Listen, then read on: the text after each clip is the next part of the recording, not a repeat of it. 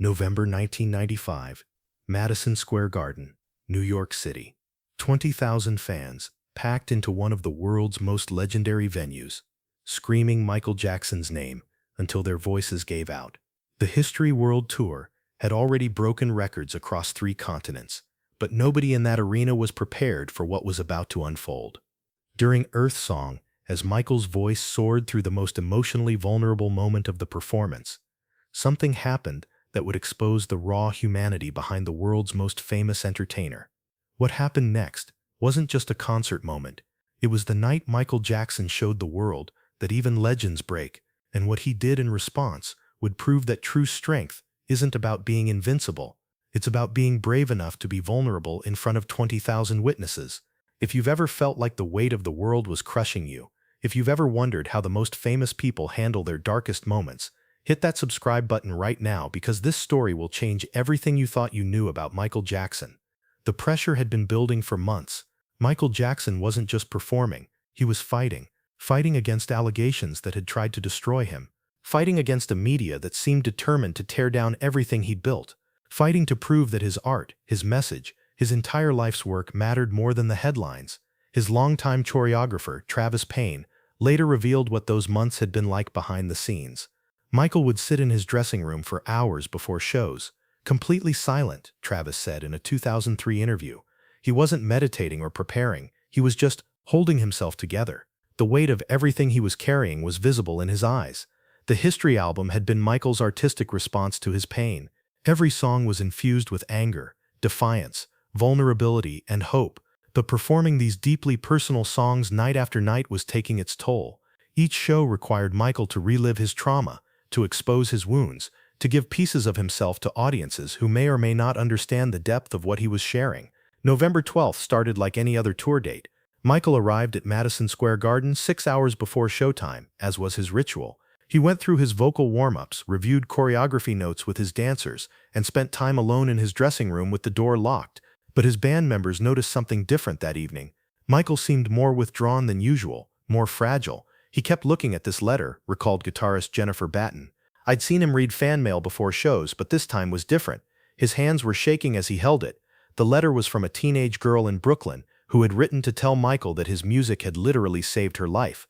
She'd been planning to end everything, she wrote, until she heard "You Are Not Alone" and realized that even in her darkest moment she wasn't alone. Your pain helped me survive mine, the letter concluded. Thank you for being brave enough to show the world that it's okay to hurt. Michael clutched that letter as he walked to the stage that night, and several crew members later said they'd never seen him look so emotionally exposed before a performance. The concert began with explosive energy. Michael's opening medley had the crowd on their feet immediately, and for the first hour everything seemed flawless. Every dance move was executed with precision, every vocal note was crystal clear. The audience was euphoric, completely unaware that beneath the performance, Michael was struggling to maintain his composure. But then came Earth Song. This wasn't just another song in Michael's catalog. Earth Song was his prayer, his plea, his desperate cry for a world that seemed determined to destroy itself. And every time he performed it, Michael poured every ounce of his pain, his hope, and his vulnerability into those 7 minutes. As the haunting opening notes began, and the stage transformed with dramatic lighting and environmental projections, Michael walked to the center stage alone. This was the moment in every show where he was most exposed, most vulnerable, most human. The dancers stepped back, the pyrotechnics stopped. It was just Michael, his voice, and 20,000 people watching him bare his soul. What about sunrise? What about rain? He sang, his voice already thick with emotion. The first verse went as planned. Michael's voice soared through the venue, carrying the weight of the song's environmental message. But as he moved into the second verse, something began to crack. Those who knew Michael well could hear it immediately. His voice wasn't just emotional, it was breaking. What about all the things that you said we were to gain? Michael sang, and his voice caught. Just for a moment. But that moment was enough. Jennifer Batten watched from the side stage, her guitar ready for her next cue. I saw his shoulders tense up, she recalled. That was his tell. When Michael's shoulders tensed like that, I knew he was fighting something internal. The arena was so massive, so loud, with 20,000 people swaying and singing along, that most of the audience didn't notice anything unusual. But those in the first few rows could see what the cameras and the back of the arena couldn't. Tears were streaming down Michael Jackson's face.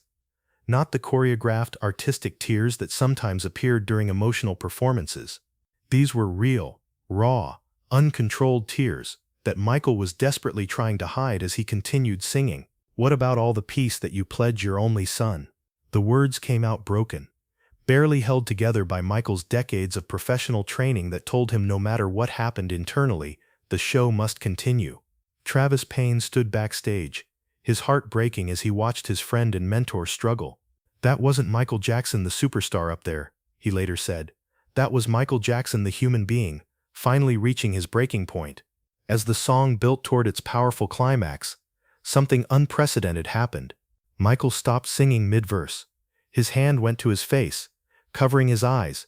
His body shook with silent sobs that were visible even from the back rows of Madison Square Garden. The backing track continued playing. The choir kept singing, but Michael Jackson, the most famous entertainer on the planet, stood frozen at center stage, completely overwhelmed by emotion he could no longer control. For 5 seconds that felt like an eternity, 20,000 people held their collective breath. The screaming stopped. The singing stopped. Even the band members looked at each other with concern, unsure whether to stop playing or continue. Karen Fay, Michael's longtime makeup artist and one of his closest friends, was watching from the wings. "My heart stopped," she said years later. "I'd seen Michael perform through pain before, through injury, through exhaustion, through everything, but I'd never seen him break like that." Then something extraordinary began to happen throughout Madison Square Garden. Instead of awkward silence or confused whispers, the audience began to respond with pure love. The fans in the front rows started reaching their hands toward the stage, not grabbing or demanding, but offering support, offering comfort, offering the same unconditional love that Michael had been giving to audiences his entire life. "We love you, Michael." Voices began calling out from the crowd, not demanding he continue performing, not uncomfortable with his vulnerability, just pure unconditional support. One voice became 10. 10 became 100. Within seconds, 20,000 people were chanting in unison, "We love you, we love you, we love you." The sound was overwhelming. It reverberated through the massive arena like a physical force. And slowly, Michael lowered his hands from his face. His cheeks were streaked with tears and mascara. His carefully maintained stage appearance was completely shattered. But something in his eyes had changed. He looked out at the sea of faces, at the thousands of hands reaching toward him with nothing but love and acceptance, and for the first time in months, Michael Jackson allowed himself to be seen. Not as the king of pop, not as a carefully crafted image or a defensive celebrity fighting allegations, but as a human being who was hurting and needed support. Michael raised the microphone slowly to his lips. His voice was rough, broken by emotion, but he began singing again. "What about us? What about us?" The words came out as a cry, a genuine question directed at the universe and at the people standing before him. But this time, he wasn't performing alone. The entire arena began singing with him, not as fans at a concert, but as a community of 20,000 people supporting someone who desperately needed to know he wasn't alone. The cameras captured every moment. The footage would later show the mascara running down Michael's face, the way his hands trembled as he held the microphone, the visible relief and gratitude in his expression as he realized his audience wasn't going to abandon him for showing his humanity. Jennifer Batten's guitar solo came next in the arrangement, and as her notes soared through the venue, Michael walked to the edge of the stage. He knelt down, reaching toward the fans in the front row. Dozens of hands reached back, and for several seconds, Michael held onto them like they were lifelines pulling him back from the edge of despair. "I watched him grip those hands like his life depended on it," recalled Marcus Johnson, who had front row seats that night. "And then I realized maybe it did. Maybe in that moment, Michael needed us as much as we'd always needed him." As the song built toward its final climax, Michael stood back up. His professional instincts kicked in, and he began hitting the powerful vocal runs that Earth Song demanded. But something fundamental had shifted in the performance. This wasn't the polished, perfect Michael Jackson that the world expected. This was something raw, real, and infinitely more powerful. When the final notes faded and the stage lights dimmed, Michael didn't strike his usual pose or immediately transition to the next song. He stood still at center stage, one hand on his heart, looking out at the audience with visible gratitude and vulnerability. The applause was deafening, but it was different from typical concert applause. There was something deeper in it. something that sounded less like appreciation for entertainment and more like collective relief, as if 20,000 people had just witnessed and participated in something profoundly healing. Michael walked off stage during the brief costume change before the next number, and what happened backstage would later be described by everyone present as one of the most emotionally intense moments they'd ever experienced. The moment Michael was out of the audience's sight, his legs gave out. Travis Payne and two security guards caught him before he hit the ground. "I can't do this anymore," Michael whispered, his voice completely broken. "I can't keep pretending everything is okay." Karen Fay rushed over with tissues and water, but Michael waved them away. "Did they see? Did everyone see me fall apart?" His voice carried a mixture of shame and fear. "Michael," Karen said, kneeling beside him, "they didn't see you fall apart. They saw you being human, and they loved you more for it." Travis Payne added, "That wasn't weakness up there. That was the bravest thing I've ever seen you do. You showed 20,000 people that it's okay to not be okay." Michael looked up at the people surrounding him, his closest friends and colleagues who had witnessed both his greatest triumphs and his deepest struggles. For months, he'd been fighting to maintain an image of strength, to prove that the allegations and attacks hadn't broken him. But in that moment of complete vulnerability on stage, he'd discovered something more powerful than any carefully maintained facade. "They still love me," Michael said quietly, as if the realization was just sinking in, "even when they saw everything." "Especially then," Karen responded, squeezing his hand. "Maybe for the first time, they saw the real you. Not the image, not the icon, just you." Michael had a 3-minute costume change before the next number, which meant there was no time for a complete emotional reset. But as his team helped him into his next outfit and touched up his makeup, something fundamental had shifted in Michael's demeanor. "I watched him transform in those 3 minutes," recalled wardrobe coordinator Michael Bush. "It wasn't like his usual pre-show transformation, where he became Michael Jackson the performer. This was different. He was still Michael the vulnerable human, but now he was carrying that vulnerability with something like pride? Acceptance? I'm still not sure what to call it." When Michael walked back onto the stage for the next song, the audience erupted. But they weren't just cheering for his return. There was something different in the energy of the arena, a connection that felt deeper and more authentic than typical concert excitement. Michael didn't address what had happened during Earthsong directly, but before starting the next number, he did something he rarely did during concerts. He spoke candidly to the audience. "Thank you," he said simply, his voice still rough with emotion. "Thank you for seeing me, the real me, and for loving me anyway." The crowd's response was overwhelming. 20,000 voices screamed their love and support, and this time Michael didn't just hear it, he believed it. For perhaps the first time in years, he truly believed that people could see his humanity, his flaws, his vulnerability, and love him not despite those things, but because of them. The rest of the concert took on an almost spiritual quality.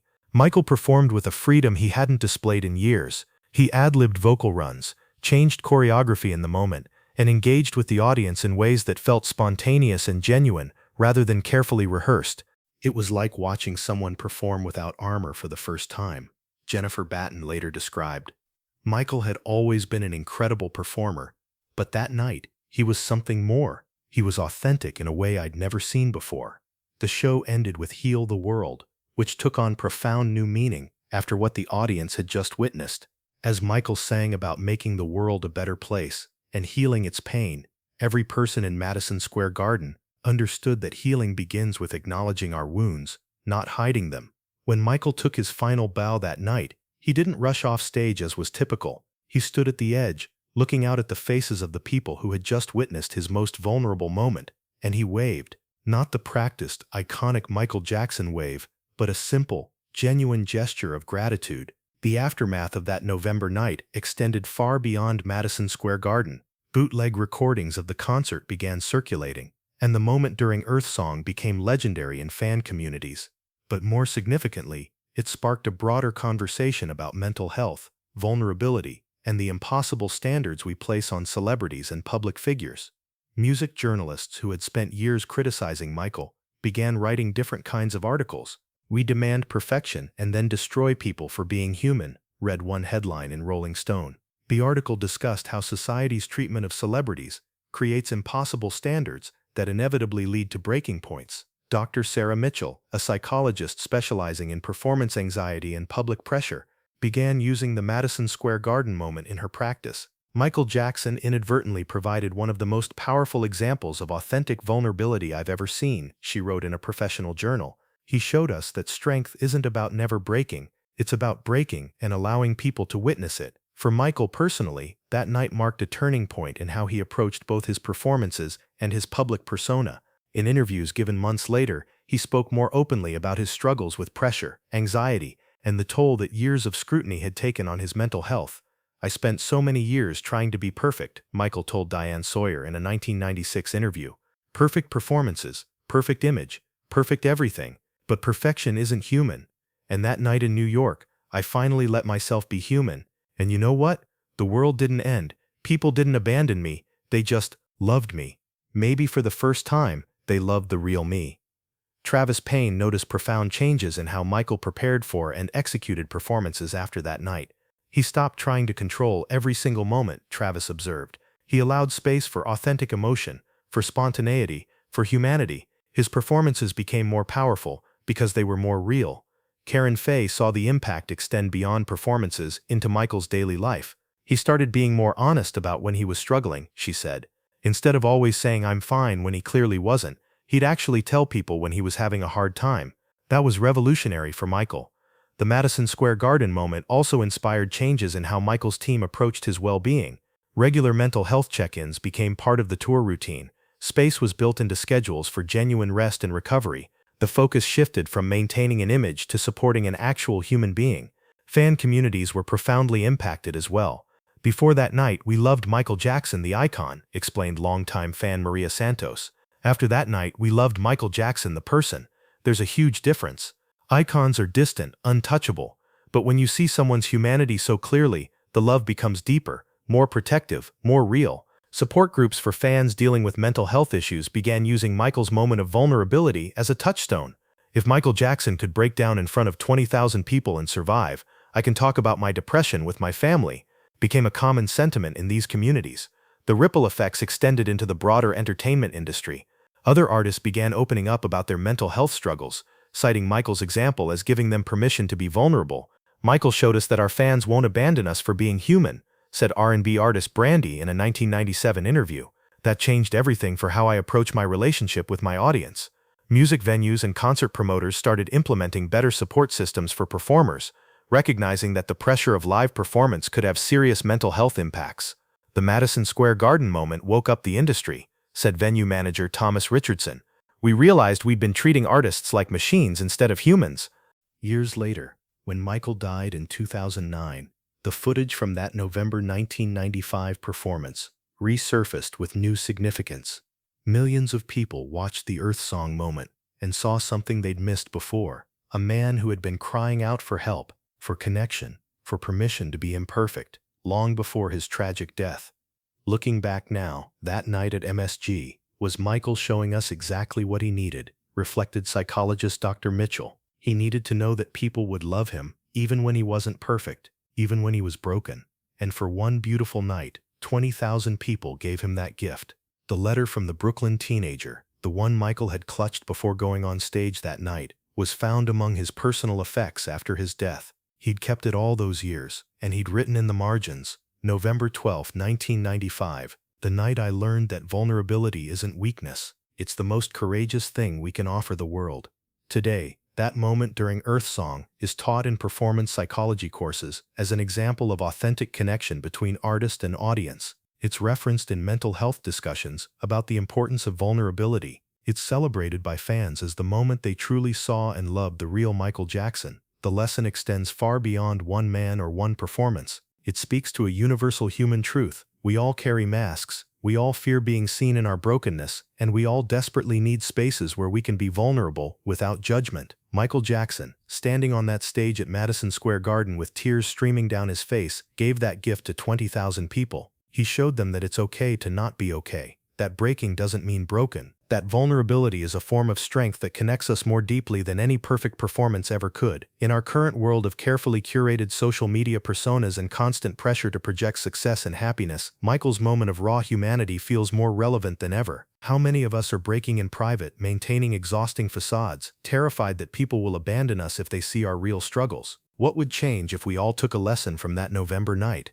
If we allowed ourselves to be seen, truly seen, in our moments of pain and vulnerability? If we created spaces where people could break down without being broken by it? Michael Jackson's legacy is usually discussed in terms of his revolutionary music, his groundbreaking performances, his humanitarian work. But perhaps his most important legacy is that moment at Madison Square Garden when he showed millions of people that even the king of pop was, at the end of the day, beautifully, imperfectly, courageously human. This wasn't just a concert moment. It was a moment of profound human connection. It was the night Michael Jackson stopped performing strength and started embodying it by showing his vulnerability. And in doing so, he gave permission to millions of people around the world to do the same. We all break sometimes. The question isn't whether we'll face those moments of overwhelming emotion and vulnerability. The question is, will we have the courage to let others see it? And will we create the kind of spaces where people feel safe being human? 20,000 people in Madison Square Garden got that answer on November 12, 19. And the lesson they learned that night continues to resonate,